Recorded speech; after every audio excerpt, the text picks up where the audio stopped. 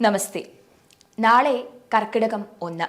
ഇനി നാടെങ്ങും രാമായണത്തിന്റെ അലയൊലികൾ മുഖരിതമാകുന്ന നാളുകൾ. കർക്കിടകം 1 മുതൽ 31 വരെ ഓരോ ഹൈന്ദവ കുടുംബങ്ങളിലും ക്ഷേത്രങ്ങളിലും രാമായണത്തിന്റെ ശീലുകളാൽ മുഖരിതമാകും. എന്നാൽ രാമായണം എങ്ങനെയാണ് പാരായണം ചെയ്യേണ്ടത് എന്നും ഏതെല്ലാം ദിവസങ്ങളിൽ ഏതെല്ലാം ഭാഗങ്ങളാണ് വായിക്കേണ്ടത് എന്നതിനെക്കുറിച്ചുള്ള വ്യക്തമായ ധാരണ ഒട്ടുമിക്ക ആളുകൾക്കും തന്നെ ഉണ്ടാകില്ല. അതിനാൽ വിശ്വ ഹിന്ദു പരിഷത്ത് മുൻകൈയെടുത്ത് സന്യാസി ശ്രേഷ്ഠന്മാരുടെയും ആചാര്യന്മാരുടെയും നിർദ്ദേശപ്രകാരം രാമായണ പാരായണ രീതി അവതരിപ്പിക്കുകയാണ്. ആ രീതി നിങ്ങൾക്ക് മുന്നിൽ പരിചയപ്പെടുത്തുന്നതിനായാണ് ഈ ഒരു വീഡിയോ ഉപയോഗപ്പെടുത്തിയിരിക്കുന്നത്. സന്യാസി ശ്രേഷ്ഠന്മാരും ആചാര്യന്മാരും പറഞ്ഞ അതേ പാരായണ രീതികൾ തന്നെ നാളെ കർക്കിടകം 1 മുതൽ വിശ്വ ഹിന്ദു പരിഷത്ത് സംസ്ഥാന ഉപാധ്യക്ഷ ശ്രീമതി പ്രസന്ന ബാഹുലേയൻ അവതരിപ്പിക്കുന്ന രാമായണ പാരായണം ഹിന്ദു വിശ്വാസ് ചാനലിൽ ഉണ്ടാകുന്നതാണ്.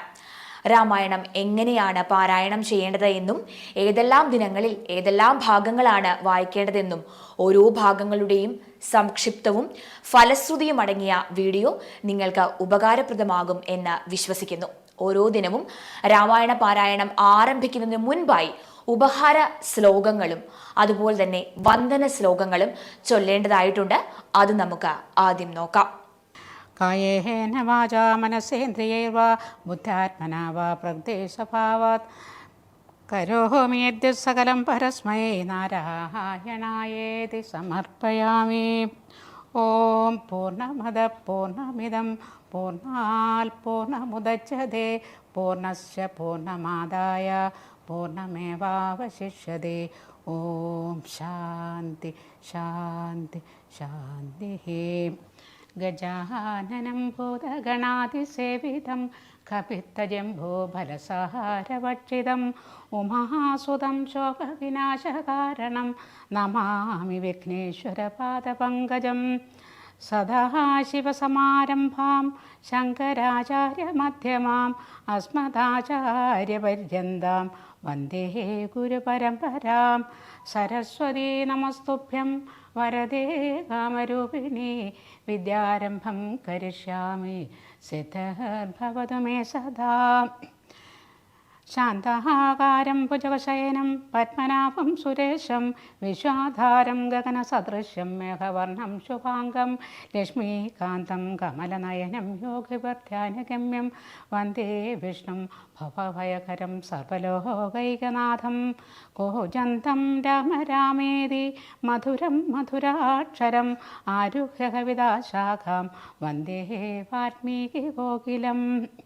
വാഗർത്താ ശിവസംഭക്തോ വാഗർത്ത പ്രതിപത്തയേ ജഗതഃ പിതരോ വന്ദേ പാർവതീ പരമേശ്വരോ. ശ്രീരാഘവം ദശരഥാത്മജമപ്രമേയം സീതാപദീം രഘുകുലാന്വയരത്നദീപം ആജാനബാഹുമരവിന്ദദളായതാക്ഷം രാമം നിശാചരവിനാശകരം നമാമി. മനോജവം മാരുതതുല്യവേഗം ജിതേന്ദ്രിയം ബുദ്ധിമതാം വരിഷ്ഠം വാതാത്മജം വാനരയോധമുഖ്യം ശ്രീരാമദൂതം ശിരസാ നമാമി.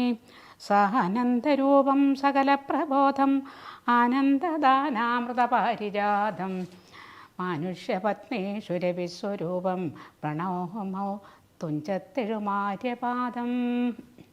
ഇനി നമുക്ക് ഓരോ ദിനവും ഏതെല്ലാം ഭാഗങ്ങളാണ് ചൊല്ലേണ്ടത് എന്നതിനെക്കുറിച്ച് നോക്കാം. അതായത് ഒരു ദിവസം നമ്മൾ എവിടെ തുടങ്ങി എവിടെ നിർത്തണമെന്ന്. ആദ്യ ദിനം ബാലകാന്ഡം തുടക്കം മുതൽ പരമശിവൻ പാർവതിയോട് കഥ പറയുന്നത് വരെയാണ് നിർത്തേണ്ടത്. രണ്ടാം ദിനത്തിൽ പുത്രലാഭാലോചന മുതൽ അഹല്യാമോക്ഷം വരെ. മൂന്നാം ദിനത്തിൽ അഹല്യാസ്തുതി മുതൽ ഭാർഗവ ദർശന ശമനം വരെ. നാലാം ദിനത്തിൽ അയോധ്യാകാന്ഡം മുതൽ ശ്രീരാമാഭിഷേക ആരംഭം വരെയാണ് നിർത്തേണ്ടത്. അഞ്ചാം ദിനത്തിൽ അഭിഷേക വിഘ്നം മുതൽ തമസീത തത്വം വരെ. ആറാം ദിനത്തിൽ ലക്ഷ്മണോപദേശം മുതൽ രാമസീത തത്വം വരെ. ഏഴാം ദിനം വനയാത്രയിൽ ആരംഭിച്ച വാൽമീകി ആശ്രമ പ്രവേശത്തിൽ നിർത്തണം.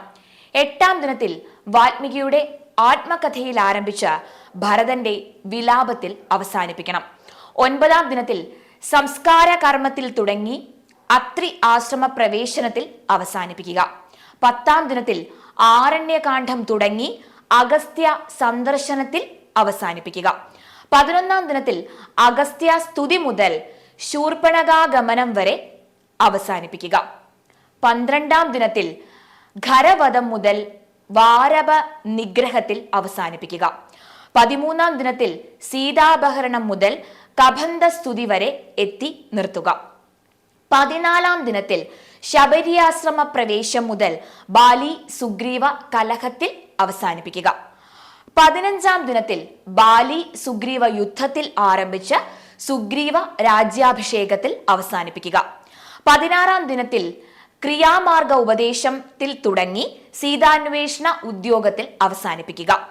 17-ാം ദിനത്തിൽ സ്വയം പ്രഭാഗതിയിൽ തുടങ്ങി സമ്പാദിവാക്യത്തിൽ അവസാനിപ്പിക്കുക. 18-ാം നാൾ സമുദ്രലംഘന ചിന്തയിൽ തുടങ്ങി മാർഗവിഘ്നത്തിൽ അവസാനിപ്പിക്കുക. 19-ാം നാൾ ലങ്കാലക്ഷ്മി മോക്ഷത്തിൽ തുടങ്ങി ഹനുമാൻ സീത സംവാദത്തിലാണ് അവസാനിപ്പിക്കേണ്ടത്. 20-ാം നാൾ ലങ്കാമർദ്ദനം മുതൽ ലങ്ക ദഹനം വരെ. 20-ാം ദിനത്തിൽ ലങ്ക മർദ്ദനത്തിൽ ആരംഭിച്ച് ലങ്ക ദഹനത്തിൽ അവസാനിപ്പിക്കുക. 21-ാം നാൾ ഹനുമാന്റെ പ്രത്യാഗമനത്തിൽ തുടങ്ങി ലങ്ക വിവരണത്തിൽ അവസാനിപ്പിക്കുക. 22-ാം നാൾ യുദ്ധയാത്രയിൽ തുടങ്ങി രാവണ വിഭീഷണ സംഭാഷണത്തിൽ അവസാനിപ്പിക്കുക. 23-ാം നാൾ വിഭീഷണൻ രാമസന്നിധിയിൽ തുടങ്ങി സേതു ബന്ധനത്തിൽ അവസാനിപ്പിക്കുക. 24-ാം ദിനത്തിൽ രാവണശുക സംവാദത്തിൽ തുടങ്ങി യുദ്ധാരംഭത്തിൽ അവസാനിപ്പിക്കുക. 25-ാം നാൾ രാവണന്റെ പുറപ്പാടിൽ തുടങ്ങി കുംഭകർണന്റെ നീതിവാക്യത്തിൽ അവസാനിപ്പിക്കുക. 26-ാം നാൾ കുംഭകർണ വധത്തിൽ ആരംഭിച്ച് ഇന്ദ്രജിത്തിന്റെ വിജയത്തിൽ അവസാനിപ്പിക്കുക. 27-ാം നാൾ ഔഷധാഹരണ യാത്രയിൽ തുടങ്ങി രാവണന്റെ വിലാപത്തിൽ അവസാനിപ്പിക്കുക. 28-ാം നാൾ രാവണന്റെ ഹോമ വിഘ്നത്തിൽ തുടങ്ങി രാമരാവണ യുദ്ധത്തിൽ അവസാനിപ്പിക്കുക. 29-ാം നാൾ അഗസ്ത്യാഗമനവും ആദിത്യസ്തുതിയിലും ആരംഭിച്ച് സീത സ്വീകരണത്തിൽ അവസാനിപ്പിക്കുക. 30-ാം നാൾ ദേവേന്ദ്രസ്തുതിയിൽ തുടങ്ങി അയോധ്യ പ്രവേശനത്തിൽ അവസാനിപ്പിക്കുക. 31-ാം നാൾ അഥവാ അവസാന ദിനത്തിൽ രാജ്യാഭിഷേകത്തിൽ തുടങ്ങി രാമായണത്തിന്റെ ഫലശ്രുതി വരെ പറഞ്ഞു വേണം അവസാനിപ്പിക്കാൻ. ഇനി ഓരോ ദിവസവും പാരായണം ചെയ്യേണ്ട ഭാഗങ്ങളും അതിന്റെ വിശദമായ സംക്ഷിപ്ത രൂപവുമായി നാളെ മുതൽ കാണാം. എല്ലാ ദിവസവും രാവിലെ 6 മണി മുതൽ ഹിന്ദു വിശ്വാസ് ചാനലിൽ നിങ്ങൾക്ക് 31-ാം തീയതി വരെ കാണാവുന്നതാണ്. നമസ്തേ.